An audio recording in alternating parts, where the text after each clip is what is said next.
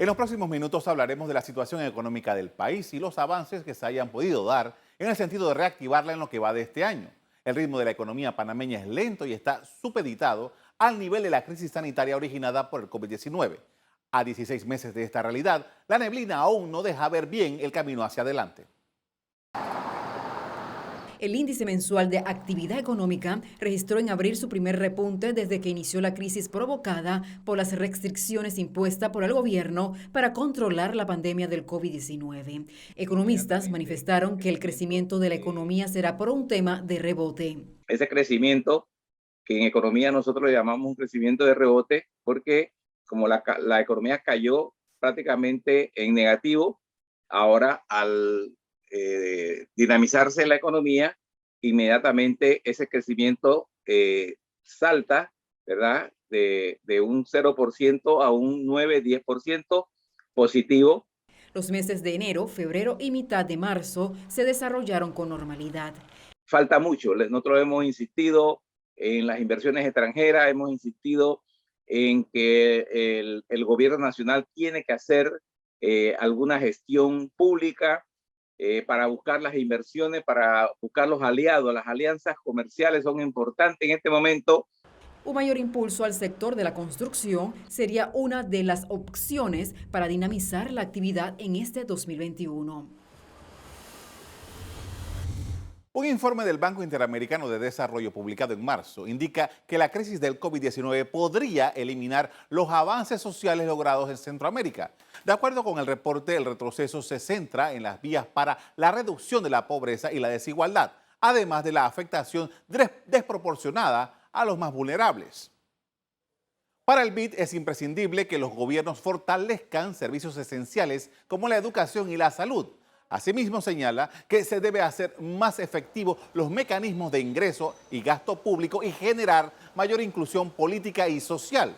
El organismo sostiene que la pandemia ha afectado más a la clase media. Igualmente subraya que es necesaria una mejor escucha de las preocupaciones y expectativas de la población, así como una mayor transparencia y rendición de cuentas.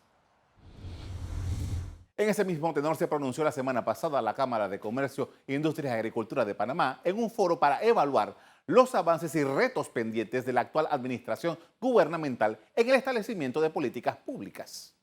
La pandemia subrayó la necesidad de una reingeniería estructural del sistema de salud, ya que dejó sobre las mesas plasmadas las diferencias existentes entre el Ministerio de Salud y la Caja del Seguro Social.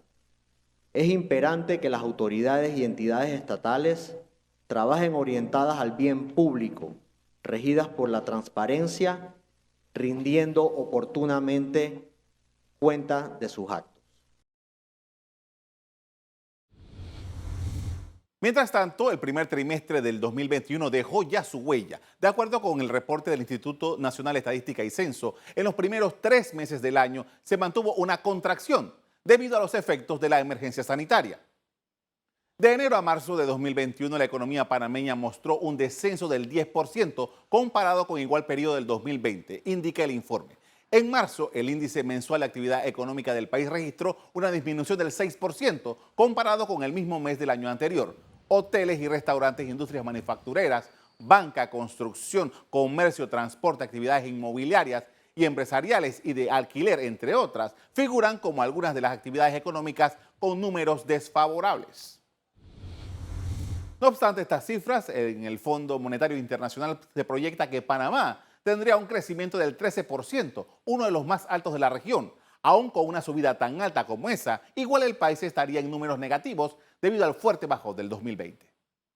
Si bien enero y febrero la economía estuvo un poquito débil debido a que hubo un repunte en la pandemia y hubo medidas de confinamiento, para el mes de marzo ya hubo un repunte importante. Cuando uno mide cómo es el nivel de marzo con respecto al último trimestre del 2020, uno se da cuenta que hay un incremento de alrededor del 8%, de tal modo de que la aritmética que había mencionado antes de que podía haber un crecimiento del 13% que implicaba no crecimiento en el 2021, ya hay evidencia que hay un crecimiento significativo en el primer trimestre.